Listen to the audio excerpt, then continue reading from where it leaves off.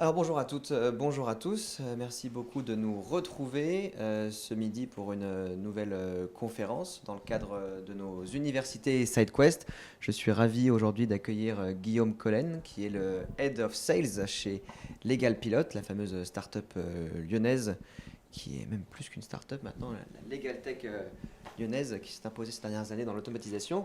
Et on va parler avec Guillaume aujourd'hui d'un sujet qu'on a déjà entendu plusieurs fois, l'automatisation, mais sous un angle très intéressant qui est celui de l'automatisation et de la RSE. Mhm. Et pour la part, c'est quelque chose que je n'ai encore jamais vu aborder sous cette forme, donc je suis Écoute, extrêmement content. Guillaume, merci de nous rejoindre.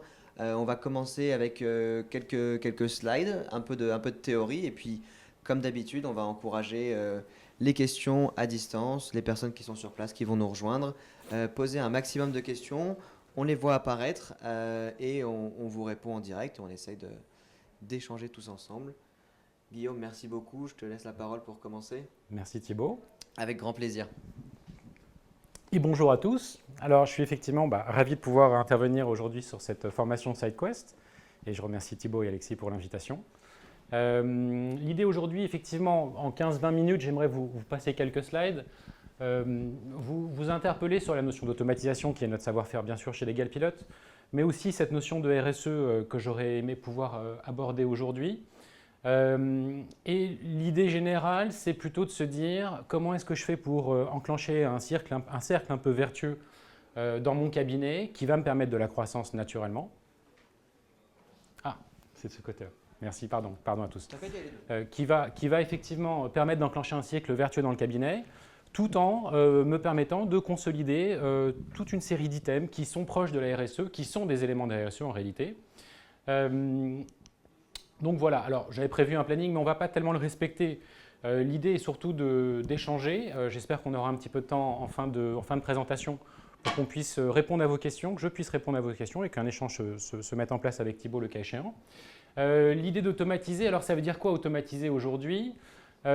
Automatiser une documentation ou une opération juridique au sein d'un cabinet, c'est bien sûr la structurer pour faire en sorte qu'elle soit utilisable par d'autres ressources au sein de votre cabinet. Ce qu'il y a d'intéressant dans la notion d'automatisation, comme vous le voyez ici, c'est qu'on a trois grands items sur lesquels l'automatisation va s'appliquer. La première grand item, c'est la partie business. C'est quand même pour ça qu'on est là aujourd'hui un tout petit peu. C'est le cadre de ce webinaire, de ce séminaire autour de l'argent pour les cabinets. Donc on va bien sûr parler de la productivité et de la manière avec laquelle ça peut effectivement vous permettre d'augmenter le business au sein du cabinet. Mais vous allez voir aussi que l'automatisation, c'est avant tout, pas que, mais aussi un élément de QVT, pour les raisons que je vais évoquer, et donc de RSE. Et in fine, l'automatisation, ça va être aussi un levier d'harmonisation et de sécurisation de la pratique juridique au sein du cabinet, et c'est donc un élément de la compliance du cabinet. Ce qu'il y a d'intéressant donc, c'est les nombreux bénéfices qu'il va y avoir autour d'une automatisation. Ce que je veux pouvoir vous transmettre ici, c'est pas nécessairement, c'est pas un webinaire sur la RSE, hein. C'est pas le cadre de ce qu'on va se dire aujourd'hui. Et c'est d'ailleurs pas mon expertise première. Je suis juriste, voilà, comme la plupart d'entre vous aujourd'hui. Et l'idée, au contraire, c'est simplement de vous montrer comment, en automatisant de la documentation juridique au sein de mon cabinet, ou certaines opérations, je vais être capable à la fois d'harmoniser, vous le voyez ici, de sécuriser ma pratique, de faire en sorte qu'en réalité, que ce soit moi, mon collaborateur ou mon assistante, chacun, les personnes qui vont utiliser ces documents, la manière avec laquelle ils vont être produits soit parfaitement conforme aux besoins du cabinet et conforme donc à la manière avec laquelle vous souhaitez que cette documentation soit transmise aux clients. Le gain de temps. Alors, bien sûr qu'en automatisant une documentation juridique, le premier levier de gain que vous allez avoir, c'est bien évidemment le gain de temps. Vous sécurisez une documentation, celle-ci va être structurée sous forme de modèle, vous allez pouvoir la partager effectivement à des ressources en interne, et ce gain de temps va être extrêmement appréciable dans la production du document. Mais du coup, qui dit gain de temps, dit réemploi de ce temps. Qui est-ce qui va pouvoir réemployer ce temps-là à l'occasion d'une automatisation ? Vous, en tant qu'avocat naturellement, potentiellement si c'est vous qui faites l'opération et qui aurait été automatisée, bien évidemment c'est vous qui allez pouvoir réemployer ce temps-là, mais aussi vos collaborateurs. Donc l'idée ici, c'est bien sûr d'avoir un réemploi du temps pour transférer ce temps gagné vers des activités à plus forte valeur ajoutée pour le cabinet et pour les collaborateurs juniors ou seniors du cabinet. C'est aussi un réemploi du temps ici qu'on va pouvoir transmettre en termes de montée en compétences. Je m'explique, il arrive dans certains cabinets qu'on ait des assistants juridiques, des paralegals. Ces paralegals-là vont pouvoir, grâce à un travail d'automatisation en amont, pouvoir travailler sous votre contrôle, bien évidemment, mais aussi pouvoir produire des opérations à plus forte valeur ajoutée que celles qu'elles auraient pu normalement pouvoir accomplir. Donc vous voyez que ce réemploi du temps, en réalité, il est pour vous, pour les collaborateurs, mais aussi pour les assistants et pour des ressources moins expertes. Du coup, vient ici la délivrabilité. Alors, je m'arrête un instant là-dessus. Aujourd'hui, on a en cabinet, il y a de nombreuses, voilà, vous êtes soumis à de nombreuses contraintes, il y a plein de problématiques métiers que vous êtes amenés à réaliser, plein de problématiques métiers que vous êtes amenés à solutionner quotidiennement. Il y en a une qui est importante malgré tout, c'est cette notion de délivrabilité. La délivrabilité, c'est quoi? C'est le temps qui se passe entre le moment où un client du cabinet vous a sollicité sur une opération et le temps qui va vous être nécessaire pour lui revenir avec cette opération réalisée. Là, l'idée, naturellement, c'est, et ça rentre complètement dans cette réflexion de RSE que j'évoquais avec vous à l'instant, c'est-à-dire que ici, on est dans la satisfaction du client. Comment faire en sorte que mon client soit satisfait entre le moment où il a transmis la demande au cabinet et le moment où j'ai été en mesure de lui apporter une réponse et ou une opération conforme à son besoin. Et donc, cette notion de satisfaction du client, moi, je pense, mais voilà, c'est qu'un avis très personnel, que la notion de satisfaction du client aujourd'hui en cabinet, c'est un des prochains très grands leviers de croissance cabinet-avocat, parce que les clients ont changé leur manière de faire, ils ont des attentes qui ont évolué, et je pense, en tout cas c'est ce que je défends de manière voilà, assez sincère, que des outils tels que Legal Pilot et ces notions d'automatisation doivent vous permettre de recevoir la demande du client entrante, la traiter en interne avec les moyens qui sont les vôtres et de pouvoir lui revenir dans des délais extrêmement courts. Un point sur la facturation, ici vous le voyez, bien sûr que automatiser sa documentation juridique, ça veut dire mécaniquement avoir une approche un peu différente sur la partie tarif. Aujourd'hui, en cabinet d'avocat, pas tous, mais certains encore, beaucoup, pratiquent une tarification au temps passé, au réel, ce qu'on appelle une tarification au réel. Et cette tarification, bien que tout à fait nécessaire dans tout un tas de situations, peut, dans d'autres situations, être un peu contre-productif pour les clients, qui vont vous solliciter en explication sur le quantum, sur le comment, sur le pourquoi. Et du coup, ce temps passé à transmettre une facturation et à devoir l'expliquer derrière, c'est du temps passé à ne pas faire autre chose. L'idée aussi, donc, du coup, avec cette notion d'automatisation, c'est de structurer effectivement une politique tarifaire pour le cabinet qui soit plus structurée autour d'une facturation forfaitaire, c'est-à-dire que puisque vous allez facturer de manière forfaitaire votre client, vous allez pouvoir plus facilement lui apporter une prestation de service parfaitement lisible et qui va le satisfaire. Et donc là, on est de nouveau en lien avec la délivrabilité et la notion de satisfaction client. La montée en compétences, j'en ai parlé à l'instant, donc là, bien sûr, c'est pas pour vous, bien évidemment, en tant qu'avocat, mais voilà, peut-être pour certains collaborateurs, mais aussi plus précisément pour des ressources moins expertes en interne au cabinet, qui, grâce à ce qu'on pourrait faire ensemble, grâce à ces notions d'automatisation, pourraient plus facilement vous accompagner sur des missions à plus forte valeur ajoutée au cabinet. La notion de formation et de productivité. Alors là, on touche à un sujet qui est très intéressant aussi. On a, quand on automatise quelque chose qui va permettre d'être délégué. Cette délégation, on l'a dit, permet la production, je ne reviens pas là-dessus, mais elle va aussi permettre la formation. Un collaborateur qui rejoint votre cabinet aujourd'hui, il a un temps de montée en charge qui va être relativement important en fonction de sa capacité à comprendre ce que vous lui demandez, de comprendre les processus du cabinet, voilà, de comprendre, je dirais, un tout petit peu la gouvernance du cabinet sur tout un tas de sujets. L'intérêt d'avoir structuré une base documentaire ou une base d'opérations juridiques qui soit automatisée, donc sécurisée, c'est de lui permettre à lui de monter et d'être donc productif beaucoup plus rapidement pour le compte du cabinet, sans avoir pour autant besoin d'y passer un temps important. Et donc là aussi, on touche non pas à la satisfaction des clients, mais là on est plutôt sur des sujets de QVT, de qualité de vie de travail au lieu du cabinet, et qui potentiellement, voilà, c'est ce que j'appelais tout à l'heure un tout petit peu cette boucle vertueuse, c'est qu'en automatisant, finalement, je vais pouvoir agir sur tout un tas de points extrêmement importants de la gouvernance de mon cabinet. Dernier point, de l'intérêt des bénéfices attendus d'une bonne automatisation, c'est la notion de continuité de l'activité. Alors, ça peut être, on peut en discuter naturellement, peut-être que d'ailleurs ça fera l'objet d'une question in fine, Moi, ce que je vois là, c'est que ce qui peut arriver comme circonstance, c'est que dans un grand cabinet, ou même dans des plus petits cabinets, on a un associé, un partenaire, qui peut-être un jour va décider de partir du cabinet. Et quand il va partir du cabinet, bon, bah, concrètement, il y a sa force de travail qui part avec lui, parfois certains collaborateurs, mais surtout son savoir-faire métier.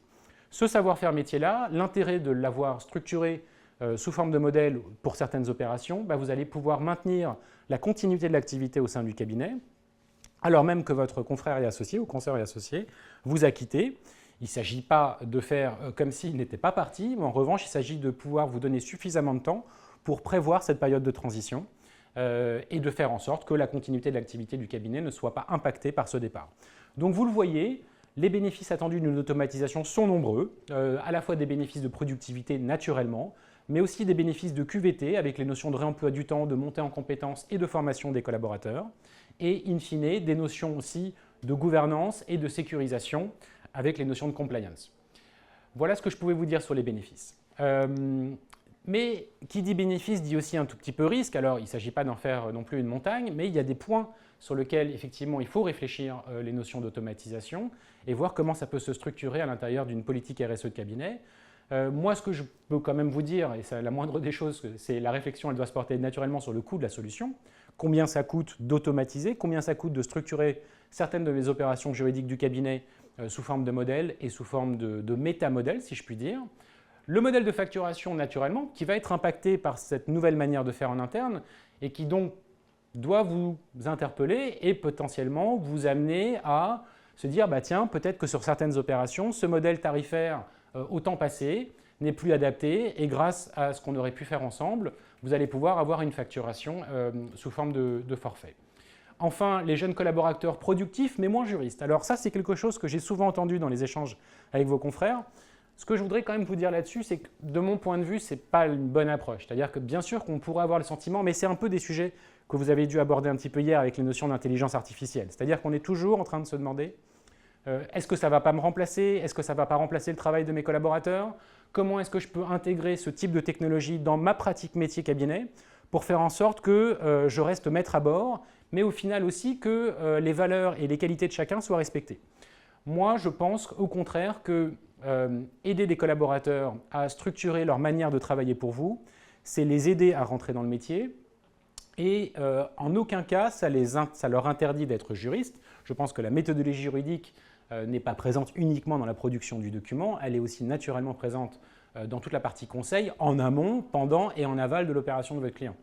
Et donc non, je ne pense pas que les collaborateurs soient moins productifs, au contraire, je pense que c'est leur apporter un élément de qualité de vie au sein du cabinet que de leur permettre de travailler avec efficacité, avec la notion aussi que leur travail va être sécurisé grâce au travail que vous aurez fait en amont. Et donc je pense qu'en réalité, ce n'est pas vraiment un risque. Mais par transparence, je trouvais naturel d'en parler un tout petit peu aussi. Le dernier point, bon, bah là c'est plutôt classique, on est sur des sujets de transfo digital, donc la transformation digitale appelle nécessairement du changement. Qui dit changement dit conduite du changement, dit parfois aussi résistance au changement, c'est certain. Et ça, là on est plus dans la gouvernance du cabinet et c'est naturel que ces sujets-là soient plutôt bien pris et en tout cas le plus tôt possible pour pouvoir y apporter des réponses les plus précises en interne. Voilà pour les risques. Et du coup, comment piloter son projet d'automatisation? Alors, nous, on a une vision, c'est vrai, chez Legal Pilote, qui est une vision de gestion de projet pur, hein, comme un vrai projet de transformation digitale. Là, vous voyez qu'on prépare régulièrement des canevas avec nos clients. L'idée, c'est de bien pouvoir structurer à la fois toute la partie problématique, les objectifs qui sont les vôtres, les KPI, ces fameux Key Performance Indicators, qui vont permettre aussi de mesurer l'efficacité des process qu'on aura mis en place. Et puis voilà, qui on va solliciter, quels sont les risques de l'opération, comment on va pouvoir vérifier que tout fonctionne, quel est le budget associé à cette opération, quelles sont les fonctionnalités attendues. Vous voyez qu'ici, on est vraiment dans une approche très holistique en réalité de la transformation digitale, parce que nous, on a une vision, c'est vrai, chez Legal Pilote, de service, vraiment de service. Ce que je dis moi habituellement en interne, mais aussi voilà, quand j'ai l'opportunité d'en échanger, c'est de dire, voilà, on est avant tout une prestation de service experte en termes de transfo digital et de compréhension de vos problématiques métiers en interne au cabinet, qui est adossée à une solution technologique et pas l'inverse. Et ça, c'est vraiment important. Et donc voilà, on va lister ensemble les enjeux essentiels du projet d'automatisation, on va mettre en place une gestion de projet adaptée, on va définir les acteurs, les moyens, les ressources au sens large du terme, et on va formaliser les jalons et les objectifs ensemble. On me pose souvent cette question-là, et donc je trouvais utile de pouvoir vous en parler ne serait-ce qu'une minute aujourd'hui. On me dit, Guillaume, c'est très bien votre histoire d'automatisation, mais qu'est-ce que je dois automatiser en premier? Quelles sont les meilleures opérations automatisées? Alors j'ai prévu quelques use cases en dernière slide, on va pouvoir en reparler, mais quand même vous dire ici, il y a 3 manières de voir le sujet de l'automatisation et de la priorisation des opérations automatisées. Bon, le premier point, naturellement, ça va être la récurrence des opérations. Si vous êtes avocat spécialisé en droit des affaires, vous faites beaucoup de corporate, que potentiellement vous faites une typologie d'opération vraiment en récurrence au cabinet, naturellement qu'une opération qui est en forte récurrence dans votre activité va être bien évidemment une opération qu'on peut automatiser et qu'il faudrait automatiser. Le deuxième levier, le deuxième indicateur que vous pouvez regarder pour voir en interne ce qui pourrait faire du sens, c'est ce que moi j'appelle la notion d'une opération chronophage. Qu'est-ce qui vous prend du temps, indépendamment de la valeur ajoutée qui peut être attachée à l'opération? S'il y a des opérations qui vous prennent beaucoup de temps, mécaniquement, c'est peut-être une opération qui peut être intéressante à automatiser. Le troisième indicateur, celui qu'on a un peu plus tendance à oublier ou à ne pas voir, c'est ce que moi j'appelle l'indicateur de rentabilité. En réalité, il y a de nombreuses opérations au sein de vos cabinets, parfois des opérations que vous faites de manière historique avec certains clients du cabinet, sur lesquels vous n'êtes pas rentable.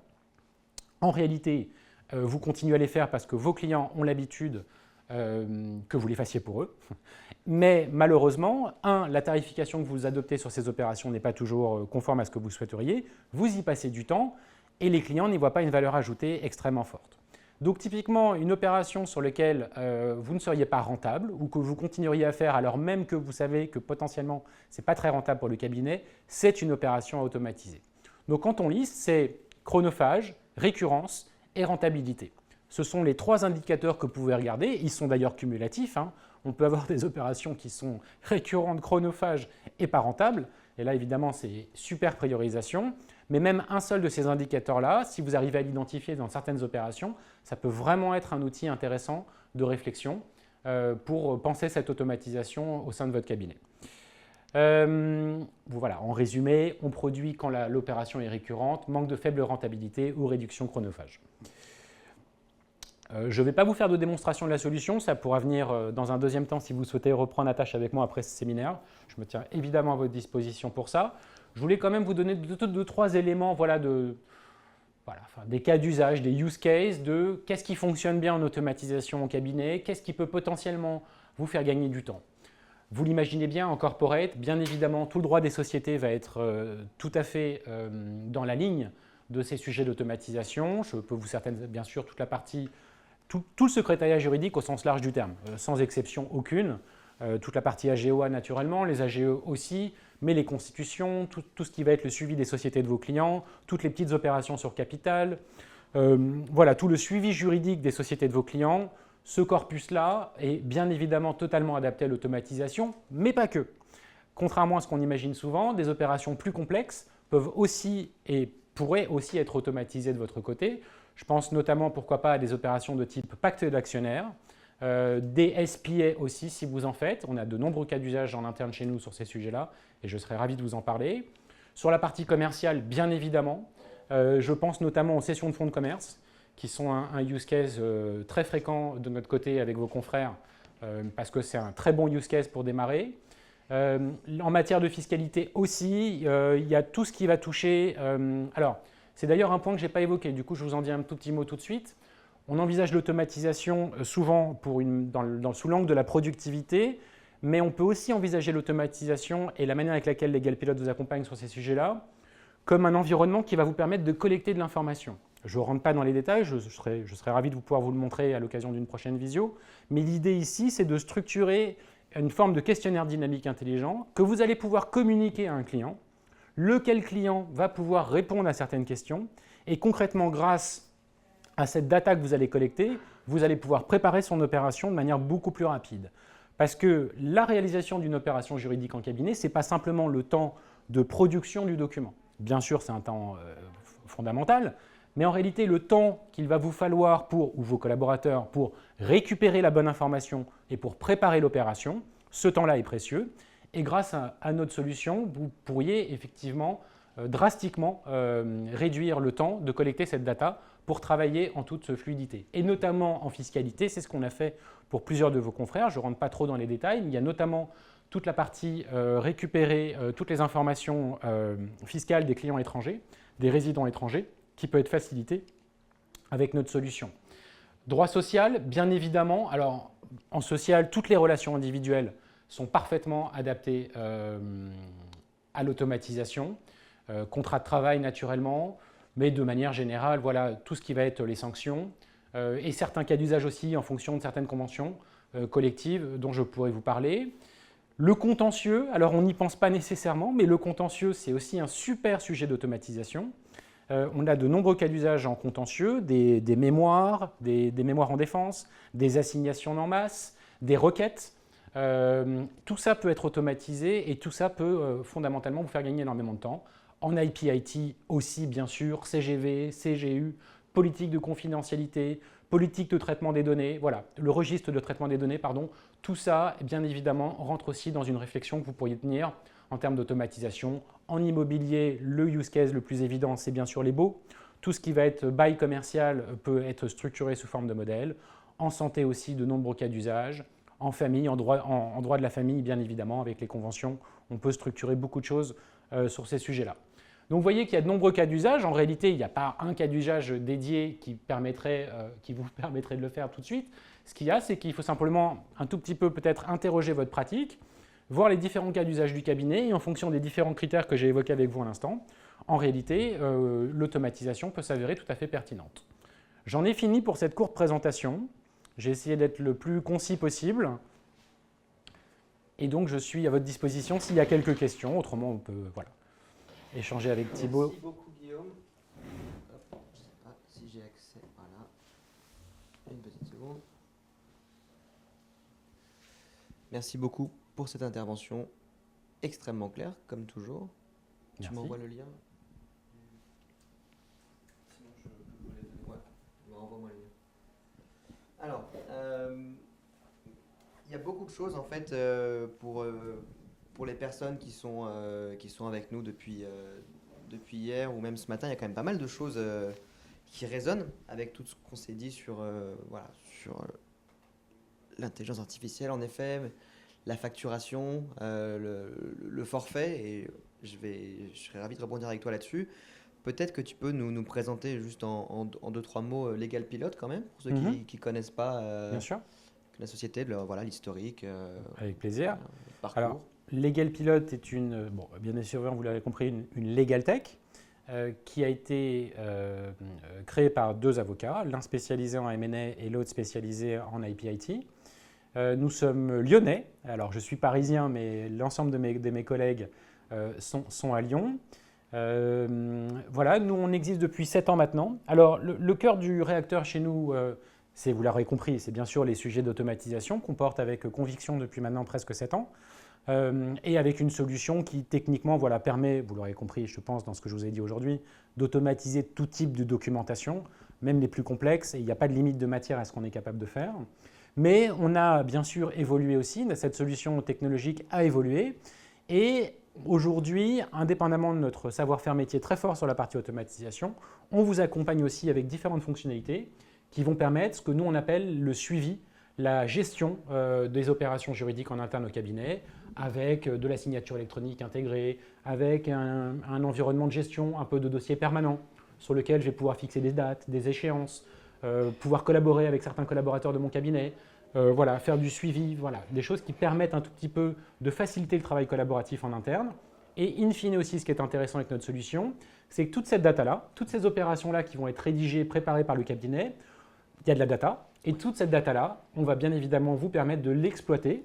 Ça devient du coup un peu un outil de gouvernance de cabinet, ce qui va permettre de vous donner un peu plus de visibilité sur les opérations, le temps passé sur les opérations, qui a fait quoi, combien on a facturé, est-ce qu'on est vraiment rentable. Voilà, tous ces sujets-là, Aujourd'hui, fondamentalement, je crois que vous en avez déjà beaucoup parlé. La notion de KPI, elle est vraiment importante dans un cabinet. Savoir où je vais, comment je structure la suite, quelle vision j'ai et comment je peux porter ma vision stratégique avec des éléments factuels et extrêmement concrets de pilotage de cabinet. Je pense que voilà, ça fait partie des éléments qui sont importants. Voilà. Alors, oui, très clairement. Donc, on va revenir un petit peu sur le forfait, qui est quand même un sujet qui revient régulièrement. Donc, on s'est mis d'accord, le temps passé, en tout cas, on l'a constaté. Le temps passé, finalement, très peu de personnes font vraiment du temps passé. On va marquer toutes ces heures, on va avoir un total devant soi et on va finalement essayer de le raboter pour le présenter au client avec ce qu'on avait en tête ou ce qu'on s'est dit au début. Avec un outil comme le vôtre, on peut donc véritablement, de manière efficace, suivre voilà, le temps passé par différents types de personnel au sein du cabinet, avoir en plus toutes les tâches. Tout peut être listé très clairement. Donc euh, là, on a des avantages qui sont évidents en termes de bonne gestion, savoir où est-ce qu'on dépense de l'argent, savoir les postes, savoir éventuellement où est-ce ce qui va manquer de la main-d'œuvre. Mais en quoi est-ce que c'est utile pour monter ces forfaits? L'automatisation? Ouais. Bah, en fait, si tu veux, c'est toujours pareil. C'est-à-dire que ce qu'on va regarder, c'est qu'est-ce que je fais au cabinet pour quel client, quel type d'opération je fais habituellement pour lui. On revient un peu sur les sujets de récurrence que j'évoquais avec toi tout à l'heure. Mais c'est vrai que moi, je vois le sujet de la facturation au forfait, honnêtement, comme quelque chose dont on peut difficilement aujourd'hui se priver dans le cadre d'une croissance de cabinet. Alors, en fait, il faut tout remettre un peu dans le bon sens. C'est-à-dire que, oui, bien sûr, la facturation au forfait, c'est quelque chose qui est attendu par les clients. Ce n'est pas la seule manière de facturer. On en convient tous les deux. Je pense que vous en conviendrez tous aujourd'hui que la facturation au temps passé reste tout à fait appropriée dans tout un tas de situations, et notamment des situations de conseil pur. Mais c'est vrai que dans la production de certaines opérations, à partir du moment où tu sais combien de temps tu vas passer, à réaliser cette opération, c'est beaucoup plus facile pour toi, pour ton cabinet, de facturer cette opération-là. Et moi, je le vois vraiment sous l'angle de la satisfaction client. C'est ce que je te disais un peu tout à l'heure. C'est pour ça que je parle de RSE aussi là-dessus. Moi, je crois que la satisfaction du client, c'est un des prochains grands leviers de croissance des cabinets d'avocats français. Les anglo-saxons ont compris beaucoup de choses un peu avant nous, il faut bien le dire la vérité. Ils apportent beaucoup de lisibilité depuis près de 20 ans dans leur facturation. On a mis un peu plus de temps en France à arriver sur cette manière de faire. Il y avait encore, pas obscur, je ne veux pas dire ça, mais il y avait parfois des facturations un peu opaques dans certaines situations. Je pense que tout ça, et c'est là aussi cette notion de cercle vertueux, moi je pense que tout ça a vocation à un tout petit peu changer à l'avenir. Et je pense que tout le monde en sortira grandi. Les cabinets d'avocats, parce qu'ils vont pouvoir avoir une facturation plus lisible, mais aussi beaucoup plus efficace en interne. Les clients aussi, qui sont en attente de ça, qui sont en attente de délivrabilité, j'en ai parlé un peu tout à l'heure, mais qui sont aussi en attente de lisibilité. Voilà. Alors oui, en effet, c'est un peu là-dessus que je voulais te faire réagir. C'est typiquement les choses qu'on a pu discuter avec Romain ce matin. Monter un forfait, c'est extrêmement pertinent quand on a suffisamment de recul sur son activité, quand on n'est pas en train de tous les jours prendre un nouveau dossier, un nouveau type de pratique qui aura un nouveau process, qui aura des nouvelles étapes. Il faut avoir un minimum, voilà, encore une fois, de recul, avoir traité 10 ou 15 fois tel dossier ou telle matière pour savoir, bon, on va pouvoir diviser cette prestation en tel livrable. Mais c'est compliqué à faire. Et vous, alors, très clairement, avec ce type d'outils, on se simplifie la tâche pour pouvoir avoir une vision d'ensemble sur les différentes étapes, qui intervient à quel moment, combien de temps ça prend, etc. Oui, et c'est exactement ça. Si tu veux, une fois qu'on a identifié le use case avec le client, quel qu'il soit, peu importe, d'accord, nous, on va lui apporter toute cette visibilité-là. Et du coup, lui, sachant qu'il ne va plus passer 3 heures à réaliser son opération et 15-20 minutes au contraire, ça lui permet déjà de passer peut-être plus de temps avec son client, en amont du dossier, pendant le dossier, le cas échéant, s'il a besoin d'apporter des éléments de réponse à son client, mais aussi de produire l'opération. Moi, ce que je vois aussi derrière tout ça, alors c'est peut-être pas... j'entends qu'on parle à des avocats aujourd'hui, donc c'est plus facile pour moi de tenir ce sujet-là. Ce que je crois aussi, si tu veux, c'est qu'il y a aujourd'hui un marché du droit aujourd'hui qui est plus compétitif que ce qu'il était il y a une vingtaine d'années. Le marché du droit a changé, il faut être honnête avec ça. Il y a des cabinets juridiques, il y a des cabinets d'avocats, il y a des cabinets d'expertise comptable aussi. Beaucoup de personnes font du droit en France. Alors, attention aux professions réglementées, le conseil reste le précaré de l'avocat, ce n'est pas le sujet. Mais pour autant, il y a des prestations de services qui sont offertes en droit sur certains sujets, qui viennent bien évidemment attaquer un tout petit peu le précaré des avocats. Et je pense, et c'est ce que je défends avec conviction, que l'automatisation est un levier hyper important aujourd'hui pour permettre de concurrencer ces offres de marché. Il y a de nombreuses legal tech en B2C, donc c'est-à-dire où on va proposer des services aux particuliers, ce qui n'est pas notre cas. Hein. Nous ne travaillons qu'avec des avocats et des juristes au sens large des directions juridiques au sens large du terme. Donc nous, on n'est pas du tout sur ces sujets-là. Au contraire, moi, je crois en fait, ce qu'il faut vous dire, c'est que Legal Pilot, en réalité, a été créé comme un outil pour que chaque cabinet d'avocats puisse avoir sa propre legal tech. Oui. La vision de Marie-Alice et Gérald au départ, c'est celle-ci. C'est de se dire, tiens, on va imaginer une solution qui va permettre à nos confrères de structurer leur offre de business, de leur offre métier cabinet, pour que ça devienne leur propre legal tech. Oui. Nous, en vous permettant de structurer, en permettant à nos clients de structurer toute une partie de leur base, non pas que documentaire, mais d'opérations au sens large du terme, on leur permet d'être une legal tech et potentiellement on leur permet d'avoir une approche B2C avec leurs clients. C'est-à-dire que, je ne veux pas rentrer trop dans les détails, mais on peut aller très loin avec les Legal Pilot et on peut même les amener à avoir quasiment des front web, c'est-à-dire un environnement, un site internet qui est le leur, sur lequel nous on va se plugger, qui va leur permettre de proposer des nouveaux services à leurs clients à des tarifs beaucoup plus compétitifs. Sur des suivis de leur dossier, sur des suivis de la gestion, sur des suivis de la facturation. C'est exactement ça. Ouais. Et tout ça, si tu veux, pour moi, ça participe vraiment d'un cercle vertueux. Oui, je comprends très bien. On parlait justement, ça m'a fait penser à autre chose, vous avez parlé du savoir-faire métier oui. Que vous allez structurer, le savoir-faire qui est sous forme d'opération, de process. Et je me suis posé une question, tant qu'on est dans les réflexions un petit peu sur le côté financier du cabinet. Voilà, on va processer un petit peu le savoir-faire métier et un jour, un associé peut-être décide de partir. Voilà. Donc j'ai très bien compris et je pense que chacun a très bien compris l'intérêt qu'il pouvait y avoir dans la facilitation de la continuité, de la transition. Et ça m'a amené à me poser une question. En fait, vous avez mis en lumière quelque chose qui était extrêmement informel. La pratique métier, le savoir-faire, l'organisation. Est-ce que vous avez déjà eu des questions ou est-ce que ça a déjà soulevé des questions du coup d'une valeur revendiquée de ce savoir-faire par la personne qui l'aurait mise en place? Un associé qui a ses process métiers, qui a réussi à monter une activité et quand il part, on va dire le cabinet veut garder tout ça. Est-ce que ça peut se monétiser? Est-ce que vous avez déjà eu ce type de réflexion? Moi, je crois, si tu veux, qu'il faut le voir sous l'angle du fonds de commerce. Ouais. Concrètement, ton savoir-faire, ta base client, ça fait partie de ton fonds de commerce, cabinet d'avocat. Ouais. À partir du moment où tu structures, où tu sécurises, où tu rends parfaitement, où personne ne peut toucher au savoir-faire métier du cabinet, en réalité, mécaniquement, j'ai envie de te dire, ton fonds de commerce grandit. Et sa valeur fonds de commerce ressentie, perçue, va augmenter. Si demain matin, un avocat, admettons, prenons une situation très simple, 2 avocats ensemble, ils travaillent depuis toujours, ils s'entendent très bien, ils sont 2 super associés, l'un des 2 part, il rentre dans une très grande boutique. Très bien, ils ont structuré ensemble une partie de la documentation du cabinet sur certaines problématiques métiers très expertes de l'un des confrères qui s'en va, d'accord ? Voilà. Fondamentalement, à ce moment-là, l'avocat qui reste en place va pouvoir continuer à proposer un service à ses clients qui est du même niveau en standard métier que ce qui était pratiqué auparavant. Admettons que cet avocat, 5 ans plus tard, décide de vendre son cabinet. Alors, c'est vrai que ces sujets-là, ils ont un peu changé aussi, il faut être honnête. C'est-à-dire qu'il y a 20 ans, quand on voulait vendre son cabinet… On vendait une clientèle. Ouais.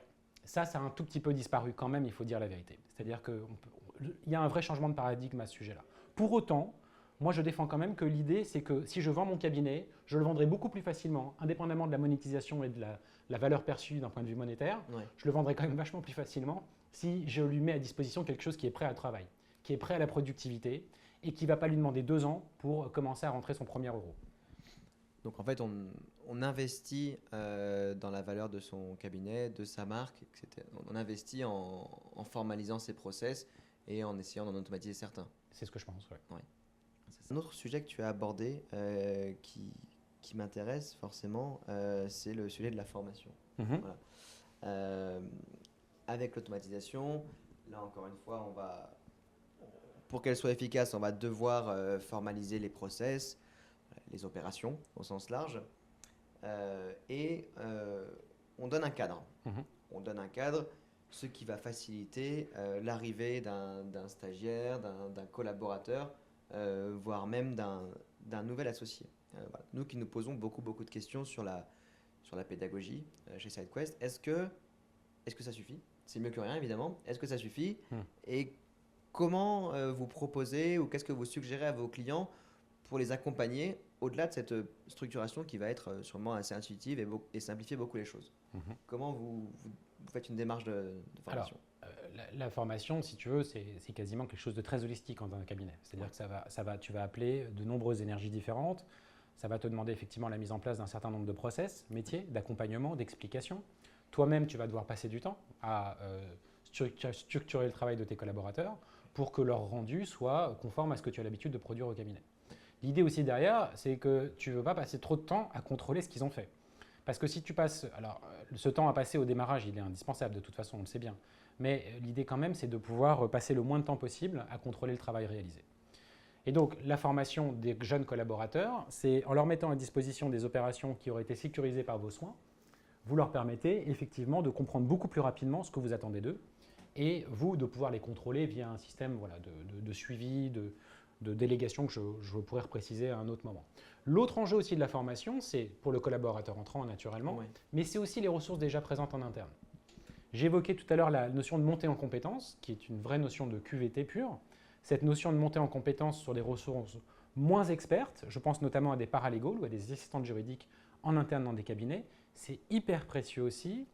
Parce que là, on est pile poil vraiment dans des vrais sujets de RSE pur. C'est Oui. comment je fais en sorte que mon environnement de travail soit un environnement de travail qualitatif pour mes collaborateurs, pour mes salariés au sens large du terme, et que chacun ait le sentiment d'être valorisé à son juste niveau. Je crois vraiment à ça. Alors après, il ne faut pas trop en faire non plus. Il ne faut pas non plus se transformer. Ce n'est pas Disneyland, un cabinet d'avocats. Il ne faut pas dire n'importe quoi non plus. Mais pour autant, je pense que là aussi, il y a des enjeux très importants de gouvernance qui sont sous-jacents à ce sujet-là, de formation et de montée en compétences, de RSE et d'automatisation. Voilà. Et donc moi, par exemple, sur des formations en interne, je sais que nous, on a beaucoup aidé des cabinets d'avocats, naturellement sur la partie collaborateur. Oui. En fait, si tu veux, nous, notre approche, elle n'est pas que métier, enfin, elle n'est pas que produit. C'est vraiment une approche un tout petit peu plus large qu'on apporte à nos clients, avec beaucoup de services, compréhension des besoins, besoins spécifiques, tout ça bien évidemment, Oui. mais vraiment être à leur côté comme quelqu'un qui va être capable de les accompagner dans cette gestion de projet. En réalité, la gestion de projet digital ici, c'est une toute petite partie de ce qu'on va être amené à faire ensemble. Il y a tout l'accompagnement des collaborateurs, les formations outils, mais qui vont permettre en réalité de parler de plein de choses différentes à cette occasion-là et en réalité d'accompagner nos clients avocats pour que cette résistance au changement qu'on a évoqué à un moment, elle soit le plus rapidement dissipée et que ça soit le plus fluide possible. Et ça, ce que ça sous-tend aussi, ça veut dire d'interroger les gens qui vont l'utiliser. Oui. Ça sous-tend d'interroger les utilisateurs. Qu'est-ce que vous attendez de cet outil-là? Qu'est-ce que vous comprenez de ce qu'on va faire ensemble? Comment est-ce qu'on peut vous aider le mieux possible? Voilà. Donc nous, on a des process qui sont déjà prévus, tu t'en doutes, Oui. avec des méthodologies. J'ai montré le Canva, mais il n'y a pas que ça. On a plein d'outils j'imagine. qu'on utilise en interne. Et l'idée, c'est vraiment, en revanche, de faire un vrai projet d'accompagnement extrêmement précis et sur mesure pour nos clients. L'automatisation, elle n'est pas que sur mesure dans l'outil, elle est aussi sur mesure dans l'accompagnement. Ouais. Donc, quand on parle de RSE, on va parler surtout on a parlé surtout pour l'instant des questions de qualité de vie au travail, qui sont évidemment un enjeu très important de RSE, mais aussi, on ne va pas se mentir, quand même d'attractivité, de compétitivité. Bien sûr. Voilà. Maintenant, si on se place un peu dans la peau de l'avocat, dans la peau de l'avocat qui met en place de l'automatisation au sein de son cabinet, qui se pose toutes ces questions. Si on se place maintenant du point de vue de la RSE en rapport au client final, au client de l'avocat, comment ça peut se traduire, comment l'avocat peut valoriser une démarche d'automatisation dans le cadre d'une approche RSE vis-à-vis du grand public. Est-ce que ça apporte quelque chose? Oui, alors le premier point, c'est ce que j'ai évoqué tout à l'heure, c'est la notion de délivrabilité, tu sais. Ouais. Où en fait l'idée, c'est de se dire qu'entre le moment où le client me transmet une demande, quelle qu'elle soit, une demande de conseil ou une demande de production d'actes, il y a un temps qui va se passer de transmission de la demande, de compréhension de la demande, de délégation en interne potentiellement de cette demande auprès d'un collaborateur. Est-ce que c'est de la qualité de service, ça, ou est-ce que c'est de la RSE? Ou de la satisfaction client pure? Ben, si tu veux, la satisfaction client, ça rentre complètement dans la bulle plus globale de ce qu'on appelle la RSE.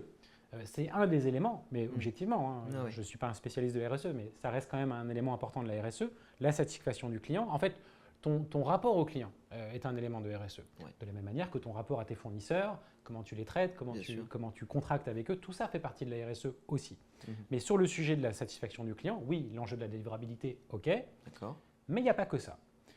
Il y a l'enjeu de la facturation aussi, on l'a évoqué. Là aussi, lisibilité de la manière avec laquelle… Exactement. Confiance. Et tout ça, ça participe un tout petit peu de la même idée. Ce qu'on peut dire aussi, c'est lui apporter des nouveaux services. C'est lui dire que ton cabinet grandit un tout petit peu aussi, se transforme. Ses besoins, les besoins de ton client transforment. Le cabinet s'adapte à vos nouveaux besoins, chers clients. On vous propose des nouveaux services, une nouvelle manière de travailler ensemble. Mais les cabinets d'avocats n'ont pas attendu pour ça. Ils le font depuis longtemps. Ils proposent plein de nouveaux services. Il y a même des avocats, des cabinets d'avocats qui sont vraiment précurseurs, j'ai envie de vous dire, sur ces sujets-là, en proposant vraiment potentiellement des services directement accessibles sur leur site internet, des documentations qui mettent à la disposition de leurs clients. Tu penses à qui comme cabinet inspirant? Je ne veux pas citer de cabinet. Je ne veux pas citer de cabinet. Mais il y a beaucoup de cabinets qui ont déjà cette vision-là pour leur propre croissance. Et c'est une vraie vision, c'est une vision stratégique. Bien sûr, cette vision de l'accompagnement du client. Moi, pardon, c'est vrai que j'en parle beaucoup du client, mais je suis un fou de l'accompagnement du client. Je suis un obsédé de la satisfaction du client. Et je crois sincèrement, avec conviction, que c'est un des prochains grands leviers de croissance pour les cabinets d'avocats français. Travailler cette notion de client comme on peut le faire dans d'autres systèmes de l'économie actuelle, à mon avis, c'est intéressant. C'est intéressant. D'ailleurs, Romain apporte plein d'éléments de réflexion sur ces sujets-là aussi. Et de manière générale, voilà, je crois vraiment à tout ça. Alors peut-être qu'on peut essayer peut-être de glisser un tout petit peu. On essaye souvent quand même de donner quelques conseils un peu pratiques. Là, on a compris qu'un des conseils qu'on peut avoir avec toi et qu'on peut déjà mettre en place dès aujourd'hui, c'est peut-être de se rendre service, prendre une heure ou deux et se poser la question de qu'est-ce qui peut éventuellement déjà être automatisé chez moi, notamment sous le spectre de la récurrence, de la complexité. Voilà. Et toi qui as un mordu de satisfaction client, qui t'a glissé un tout petit peu de ton expertise première, qu'est-ce qu'un avocat qui nous écoute au quotidien, déjà, qu'est-ce qu'il peut commencer à mettre en place, lui, seul? Qu'est-ce qu'il peut commencer à se poser comme question? Qu'est-ce qu'il peut faire avec son client pour essayer d'améliorer un petit peu justement cette satisfaction? Est-ce que c'est le sondage de satisfaction? Est-ce que c'est de passer un coup de fil de temps en temps? Est-ce que c'est essayer de faire d'amélioration continue? Alors, il y a de ça, tout ce que tu viens de dire, bien évidemment. Sans parler de l'automatisation, on en a déjà parlé, oublions ça 2 secondes. Ce qui peut être vraiment intéressant, à mon avis, dans la notion de satisfaction client en cabinet d'avocat, c'est la notion de process. En réalité, sans parler d'automatisation de production, qui sont des sujets de productivité interne en réalité. Bien sûr que ça impacte la notion de délivrabilité, mais ça reste de la productivité interne. Ce qui est caché du client au final. Le client ne sait pas comment tu as travaillé pour répondre à son besoin. Là où moi je pense qu'il y a déjà une première action très simple à mettre en place, sans rentrer dans des projets de transformation digitale ou autre, c'est simplement la mise en place de process avec le client. Les mails automatisés. Cher monsieur, chère madame, j'ai bien reçu votre demande, je vous en remercie. Voici, vous m'interrogez à ce sujet-là, voici les éléments dont je vais avoir besoin pour vous revenir dans les meilleurs délais dans le cadre de cette consultation.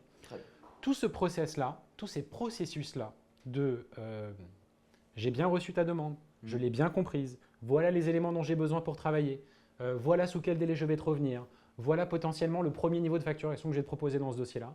Ce sont des éléments en réalité d'accompagnement et de satisfaction du client. Et qui est déjà une forme d'automatisation. Évidemment, naturellement. Qu'est-ce qu'il y a d'autre comme automatisation do it yourself que tu peux commencer quand tu aimes bien, quand tu veux commencer à te mettre là-dedans? Ouais, alors après en do it yourself, il y a des limites intrinsèques naturellement à faire les choses soi-même. On ne pourra jamais faire ce que Néanmoins, tu as raison de me poser cette question-là. Il y a de nombreux de vos confrères qui ont déjà structuré des templates au sein de leur cabinet.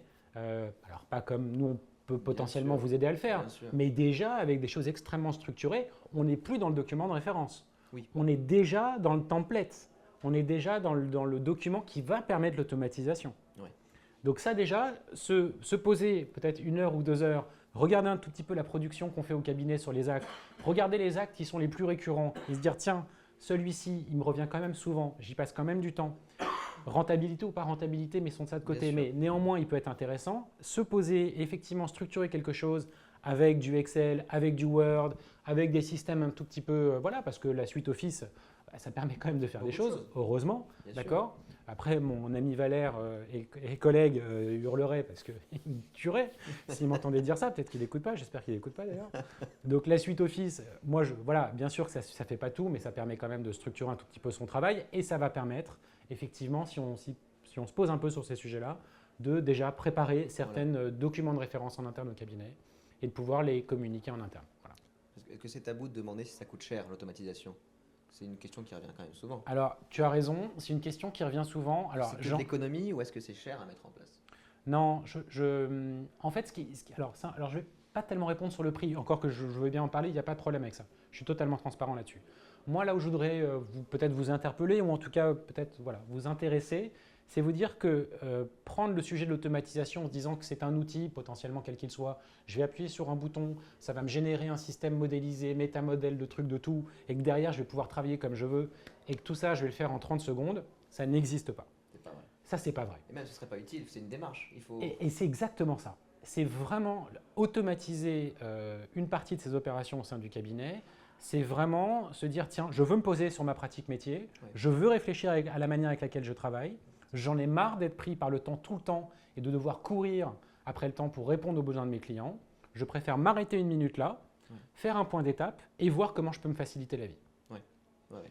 Moi, Ça, pour le coup, voilà, on n'arrête pas de le dire, qu'on soit en train de vous conseiller sur les offres de services, qu'on vous conseille sur du marketing, du web marketing, de la communication, sur la création de devis, de livrables, de legal design, enfin, tous les sujets sur lesquels on peut vous accompagner depuis un petit moment, il y a toujours cette notion il faut avoir une approche globale. Il n'y a rien de magique. Vous n'allez pas payer, même si c'était, voilà, si vous avez beaucoup d'argent à investir, mettre 20 000 € dans quelle que soit la démarche, automatisation, innovation, si vous n'êtes pas acteur du projet et que ça ne rentre pas dans une stratégie plus globale, ça ne sert à rien. à rien. Voilà. Et donc, en premier lieu, des objectifs. Comprendre où est-ce qu'on veut aller, qu'est-ce qu'on veut faire. Absolument. Voilà. Et donc, voilà, réfléchir son automatisation, réfléchir sa pratique métier au sein du cabinet, ça prend du temps. Voilà. Et il faut donc l'accepter. Et nous, ce qu'on propose du coup, pour quand même répondre un tout petit peu à ce que tu me demandais, c'est de vous accompagner au maximum sur ces sujets-là. C'est de vous décharger au maximum. Alors, ça ne veut pas dire qu'il ne faut pas prendre du temps pour soi et réfléchir à ces sujets-là, parce que nous, on va vous interroger. On va interroger nos clients là-dessus, et donc on va prendre ce temps-là ensemble. Mais l'idée, l'intérêt de notre manière de porter ces sujets-là, c'est vraiment l'accompagnement au maximum. On est vraiment dans une démarche très accompagnée, non pas parce que vous ne savez pas faire sans nous, mais parce que vous n'avez pas le temps de faire. Ce qui veut dire que vous avez plusieurs types d'expertise métier, j'imagine. Oui, bien sûr. Voilà. On accompagne à différentes étapes avec différents interlocuteurs au sein de Legal Pilot, en fonction des problématiques et en fonction du moment où on les prend, ces problématiques-là. Et il y a beaucoup de juristes chez vous et d'anciens avocats. Alors, pour vous rassurer, on est tous juristes et ou anciens avocats chez Legal Pilot. Sauf la mascotte, le chien. Sauf la mascotte, le chien. Ok. Bon, peut-être encore une fois, n'hésitez pas à intervenir, que vous soyez d'accord ou pas d'accord à distance. Mais sinon, on va peut-être faire une dernière question qui serait un peu une ouverture peut-être. Et je te laisserai le mot de la fin. Là encore, pour essayer de garder un petit peu une approche linéaire dans ce qu'on vous donne cette semaine, c'est sur la question de l'intelligence artificielle. Voilà, on a beaucoup réfléchi hier, on a discuté avec Thomas Roy de chez Lefebvre-Sarru, où il se pose beaucoup de questions. Je suis sûr qu'une entreprise comme la vôtre, qui est à la pointe de la technologie, se pose beaucoup de questions. Automatisation et intelligence artificielle, voilà, ça résonne forcément. Est-ce que tu peux nous partager un petit peu en quelques mots les enjeux ou vos attentes ou même une vision prospective de la chose? Alors, moi, je ne suis pas un spécialiste de l'IA. Je vais être tout à fait honnête, il faut quand même dire les choses. Néanmoins, on n'est pas non plus. Voilà, je suis ces sujets-là comme toi, comme je pense nous tous ici présents. C'est des sujets qui nous intéressent, c'est des sujets qui sont importants pour nos cabinets, c'est des sujets aussi qui impactent la pratique métier potentiellement de demain. Et c'est donc des sujets qui intéressent le client final aussi. Et qui intéressent aussi potentiellement le client final. Nous, comment on voit le sujet de l'IA chez Legal Pilote? Alors, bien sûr qu'on y va sur l'IA aussi, et on y va de deux manières différentes. On y va d'une première manière qui est presque une tarte à la crème, c'est d'utiliser l'intelligence artificielle pour vous aider à extraire de la data des contrats, des opérations, de tout ce que vous êtes amené à réaliser. L'idée, c'est que ça soit l'IA qui travaille à votre place et qu'elle soit capable, quand on lui pose une question, de vous faire des reports, de vous amener des éléments de gouvernance pour le cabinet, de manière très rapide. Ça, c'est un petit peu la tarte à la crème de l'intelligence artificielle, si je puis dire.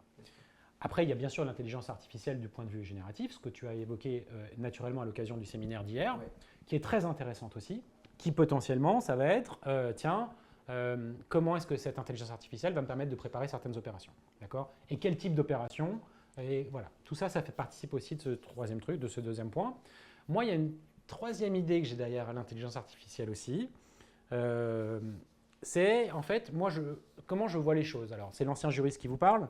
Si moi, on me demandait aujourd'hui de quoi je pourrais avoir besoin au cabinet dans ma pratique de juriste expert, ok, bah, je te dirais, moi, ce que j'aimerais bien, c'est un assistant. On a eu des interventions comme ça hier. Et moi, si tu veux, ça pour moi, c'est vraiment un truc intéressant. Alors, qui gère ton emploi du temps, qui gère Non, alors Quel ça, type oui, d'assistant alors? un assistant juridique. Un assistant juridique. Aujourd'hui, qu'est-ce qui se passe? Prenons alors, il y a un double niveau d'utilisation de l'assistant juridique.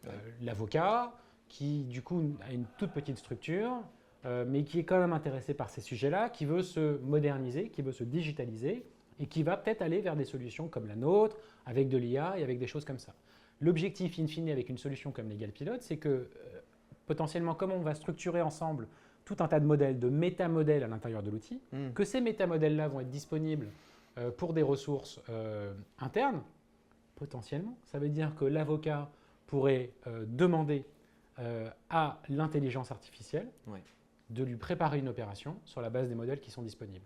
Va chercher telle information dans ma base de données, va chercher tel modèle dans ma base de données, prépare-moi l'opération. Ça, c'est un premier point. Bien sûr. D'accord. Deuxième possibilité, c'est informe-moi des délais, informe-moi des délais importants dans ce dossier-là, envoie-moi une notification à J+15 pour la renégociation de mon contrat, et ainsi de suite. Tout ça, ce petit assistant, ce petit juriste en réalité, qui va devenir finalement cet assistant indispensable, en fait, moi, tout l'intérêt que je vois là-dedans, c'est la charge mentale. Oui, bien sûr. C'est comment je m'enlève de la charge mentale. De s'envoyer des rappels plutôt que de s'envoyer des trucs, de se mettre des rendez-vous juste pour se rappeler d'un truc. Avoir des choses qui soient déjà prêtes entre guillemets à l'emploi et qui me permettent à moi de me concentrer sur le cœur de mon métier, qui est le conseil et potentiellement aussi la préparation de certaines opérations. Et ça, vous l'explorez alors? Ça, c'est 2024. 2024, bon. Je te laisse le mot de la fin si tu souhaites. Non, vous remercier, te remercier avec Alexis naturellement pour cette invitation. On était ravis, Legal Pilote, d'être avec vous aujourd'hui. Et je me tiens à la disposition de tous naturellement si vous avez des questions. Voilà, vous avez mon email probablement sur le… Vous aurez le replay. Voilà, vous aurez le replay. Ce sera sur notre chaîne YouTube, on vous le donnera pour votre chaîne aussi. On aura le support qui sera rendu disponible également. Et voilà. Merci Thibaut. Beaucoup. Merci Guillaume. Super. Au revoir. Bon après-midi à tous. Merci. Et à 14 h pour ceux qui nous rejoignent cet après-midi pour les prochaines formations. Merci. Au revoir. Au revoir.